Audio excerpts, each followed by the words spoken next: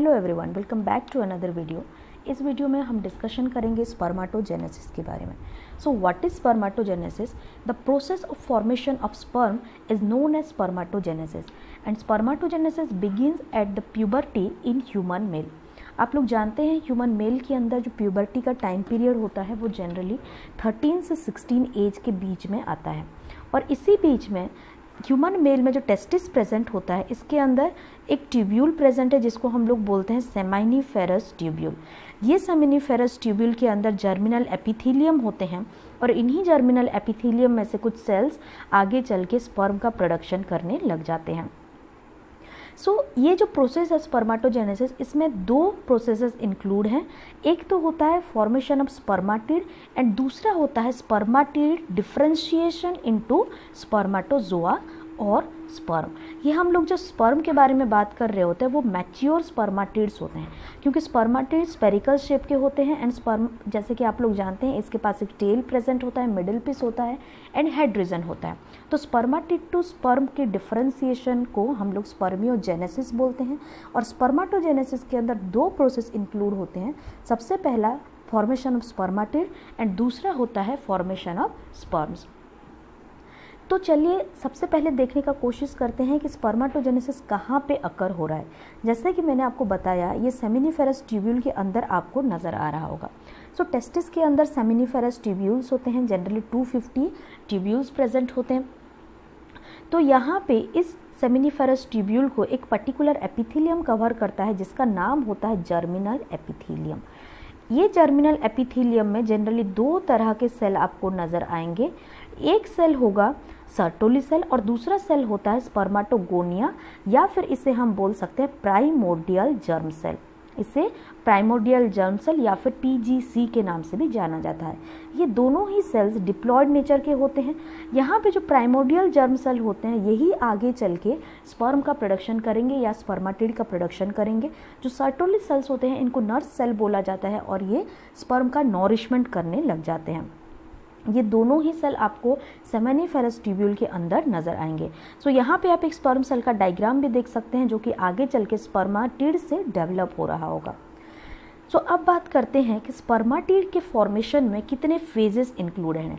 जैसे कि मैंने आपको बताया, स्पर्माटोजेनेसिस के अंदर दो फेजेस इन्वॉल्व होता है। सबसे पहला स्पर्माटिड का फॉर्मेशन और दूसरा फेज होता है स्पर्माटिड टू स्पर्म का मैच्यूरेशन वाला फेज।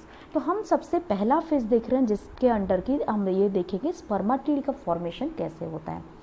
ये जो स्पर्माटिड का फॉर्मेशन है इसमें 3 फेजेस इंक्लूडेड होते हैं। सबसे पहला फेज आता है मल्टीप्लिकेशन फेज, दूसरा आता है ग्रोथ फेज एंड तीसरा आता है मैच्यूरेशन फेज। अगर हम मल्टीप्लिकेशन फेज के बारे में बात करें तो ये स्टार्ट होता है प्यूबर्टी के टाइम पे। ये प्राइमोर्डियल जर्म सेल या फिर अब जिसे हम बोल रहे थे PGC या फिर हम स्पर्माटोगोनिया जिसे बोल रहे थे जो कि जर्मिनल सेल के अंदर प्रेजेंट था, उस सेल में माइटोटिक डिवीज़न होने लगता है प्यूबर्टी के टाइम पे। अगर मैं यहाँ पे ड्रॉ करूँ एक सेमिनिफेरस ट्यूब्यूल जिसके अंदर की दो तरह के सेल के बारे में हमने देखा। कुछ सेल्स होते हैं जो कि सर्टोली सेल्स होते हैं और कुछ सेल्स आपको नज़र आ रहे थे प्राइमोर्डियल जर्म सेल या फिर हम इसे स्पर्माटोगोनिया भी बोलते हैं। ये मान लीजिए स्पर्माटोगोनिया सेल्स हैं। तो इन स्पर्माटोगोनिया सेल में जैसे ही प्यूबर्टी आ जाती है इनमें मल्टीप्लिकेशन होने लगता है। माइटोटिक डिवीज़न के थ्रू ये मल्टीप्लाई करते हैं। ये स्पर्माटोगोनिया सेल्स जो होते हैं ये दो तरह के होते हैं। एक होते हैं स्पर्माटोगोनिया A एंड दूसरा होता है स्पर्माटोगोनिया B। स्पर्माटोगोनिया A जो होता है ये स्टेम सेल की तरह काम करते हैं। आप जानते हैं जब स्टेम सेल डिवाइड होता है तो उसमें से एक सेल दूसरा काम करने लग जाता है और दूसरा जो सेल यहाँ पे डेवलप होता है वो अगेन स्टेम सेल की तरह काम करने लग जाता है। मतलब इसमें वही सेम कैपेसिटी, रेप्लिकेट करने की कैपेसिटी कायम रहती है हमेशा के लिए। तो इस पर्टिकुलर केस में भी क्या होता है, जो स्पर्माटोगोनिया यहाँ पे प्रेजेंट है, मान लीजिए स्पर्माटोगोनिया A है तो ये माइटोटिक डिवीज़न के साथ दो सेल का प्रोडक्शन करता है, एक स्पर्माटोगोनियम B एंड दूसरा हो जाता है अगेन स्टेम सेल। और आगे चल के इसी स्टेम सेल में अगेन माइटोसिस हो सकता है और अगेन स्पर्माटोगोनिया B का फॉर्मेशन हो सकता है। तो ये है मल्टीप्लिकेशन फेज। नेक्स्ट फेज में मूव करते हैं जिसका नाम है ग्रोथ फेज। ग्रोथ फेज में क्या होता है, यहाँ पे जो स्पर्माटोगोनिया B था वो धीरे धीरे ग्रोथ करने लग जाता है। वो काफ़ी ज़्यादा साइटोप्लाज्म एक्वायर करने लग जाता है और उसके साइज में इंक्रीज होने लग जाता है। जैसे ही इनके साइज़ में इंक्रीज़ होने लग जाता है, ये फिर डेवलप होने लगते हैं, डिफरेंशिएट होने लगते हैं और ये फॉर्म कर देते हैं प्राइमरी स्पर्माटोसाइट।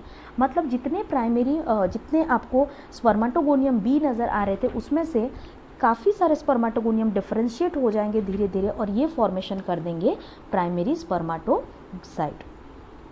नेक्स्ट मैच्यूरेशन के फेज़ के बारे में अगर हम बात करें तो यहाँ पे हमने देखा था ग्रोथ फेज़ में प्राइमरी स्पर्माटोसाइट का फॉर्मेशन हो रहा था जो कि ग्रो करके फॉर्म हो रहे थे।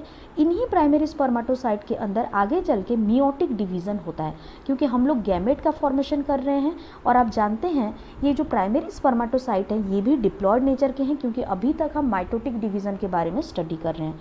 सो इन्हीं डिप्लॉयड सेल से हमें बनाना है हैप्लॉयड सेल, तो हम डेफिनेटली यहाँ पे मेयोटिक डिवीज़न करेंगे या रिडक्शनल डिवीज़न करेंगे।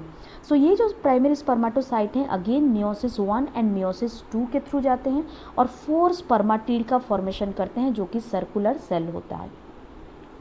सो ये होते हैं मैच्यूरेशन फेज और यहाँ पे स्पर्माटिड का फॉर्मेशन कंप्लीट हो जाता है। नेक्स्ट हमारा काम क्या है, ये सर्कुलर शेप के जो सेल्स आपको नज़र आ रहे हैं इनको हमें बनाना है स्पर्म सेल। सो ये जो स्पर्म सेल का फॉर्मेशन होगा ये सर्कुलर सेल से अगेन डिफरेंशिएट हो जाएंगे ये सेल, उसी प्रोसेस को हम नाम देते हैं spermiogenesis. So what is spermiogenesis? Spermiogenesis is the process of formation of sperm from spermatid is known as spermiogenesis. तो हमारे पास टोटल 4 स्पर्माटिड प्रेजेंट थे, वही 4 स्पर्माटिड आगे डिफरेंशिएट हो जाएंगे और ये फॉर्मेशन करने लग जाएंगे स्पर्म। ये मिल गया हमारा मैच्योर स्पर्म सेमेनिफेरस ट्यूब्यूल के अंदर। सो इस डायग्राम में हम सारे फेजेस को एक साथ देखने की कोशिश करते हैं।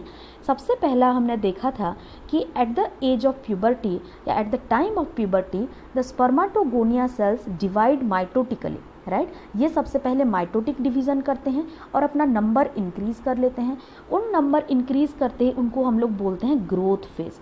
ये जो ग्रोथ फेज़ आता है इसमें कुछ स्पर्माटोगोनिया होते हैं जो कि आगे चल के साइटोप्लाज्म में काफ़ी सारा मास एक्वायर कर लेते हैं, काफ़ी लार्ज सेल हो जाते हैं और ये डिफरेंशिएट हो जाते हैं प्राइमरी स्पर्माटोसाइट में। सो ये प्राइमरी स्पर्माटोसाइट में सबसे फर्स्ट मियोटिक डिवीज़न होता है और 2 सेल का फॉर्मेशन होता है जिनको हम बोलते हैं सेकेंडरी स्पर्माटोसाइट।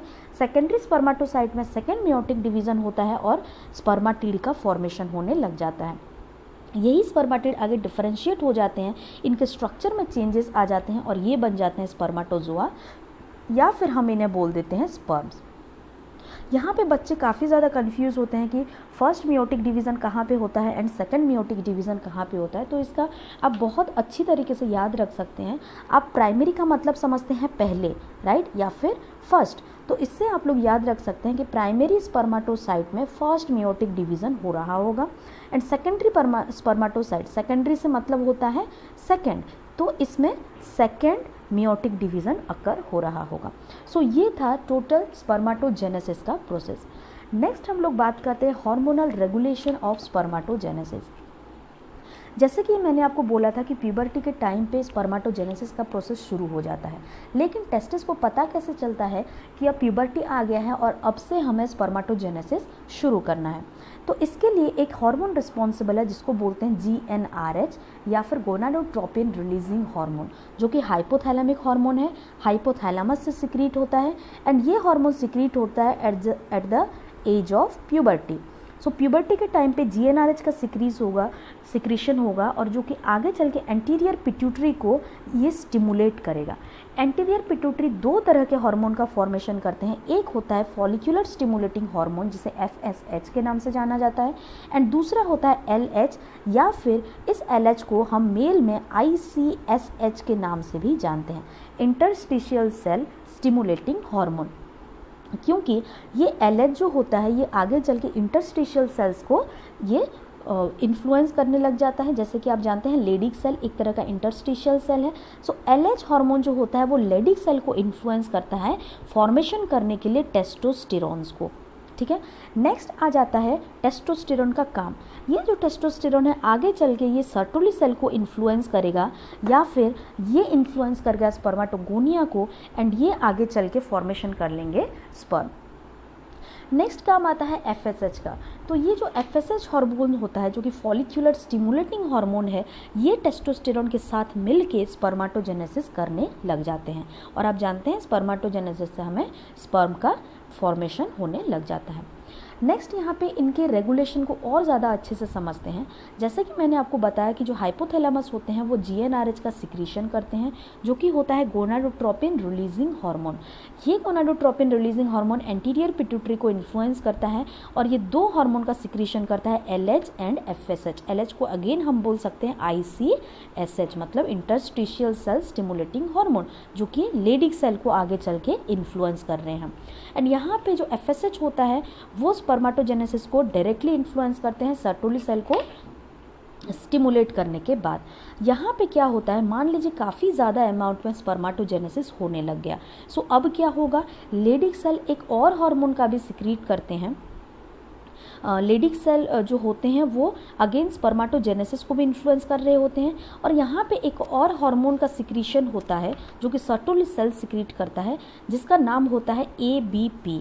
ये जो ABP होता है ये होते हैं टेस्टोस्टेरोन के कंसंट्रेशन को, टेस्टोस्टेरोन को ज़्यादा कंसंट्रेट करने में हेल्प करते हैं सेमाइनिफेरस ट्यूब्यूल में।